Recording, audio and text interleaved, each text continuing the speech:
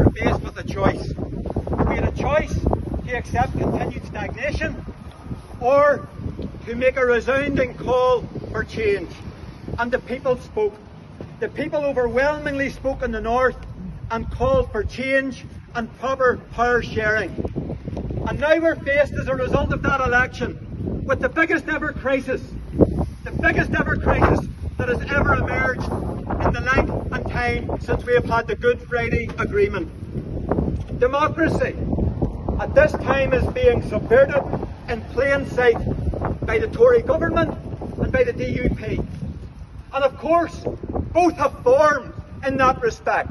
Both have formed in relation to the subversion of democracy, the denial of rights, in terms of legacy justice, in relation to Gaelic and language rights, and many, many other democratic and citizens' rights in this state. For too long, politics and society in the north of Ireland have been held to ransom. And now we have the spectacle of power sharing itself being undermined.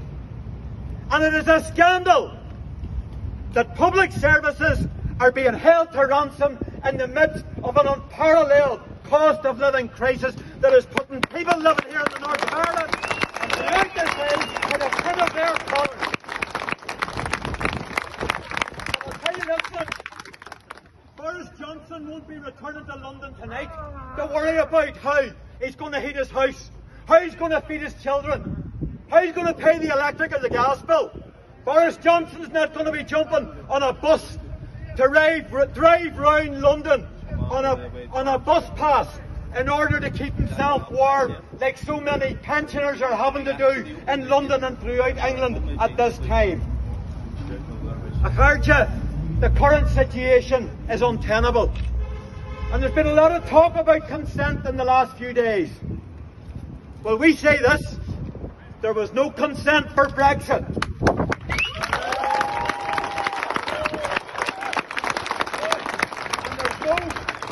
There's no consent for the breaking of international law.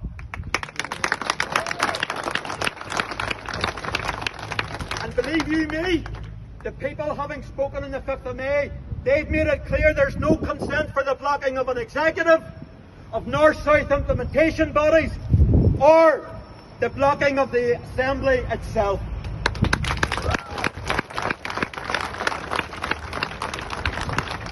So we had one choice on the 5th of May. Days later, we're now faced with another choice: to be blackmailed and dragged backwards, or to stand up for democracy. And our message to Boris Johnston and to the DUP is that we and tens of thousands of others across the north of Ireland, we choose and we stand up for democracy.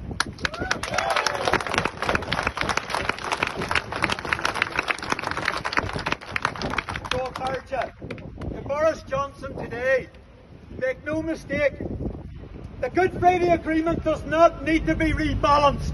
The Good Friday Agreement needs to be implemented. And international law needs to be respected. We don't want platitudes, we want proper power sharing. So urgent action is now required to stop the Wreckers Charter that's being carried out.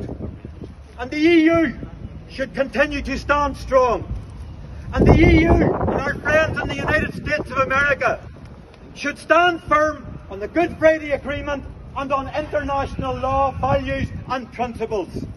There will be no and there should be no renegotiation of the protocol or the Good Friday Agreement. They are necessary and they are here to stay.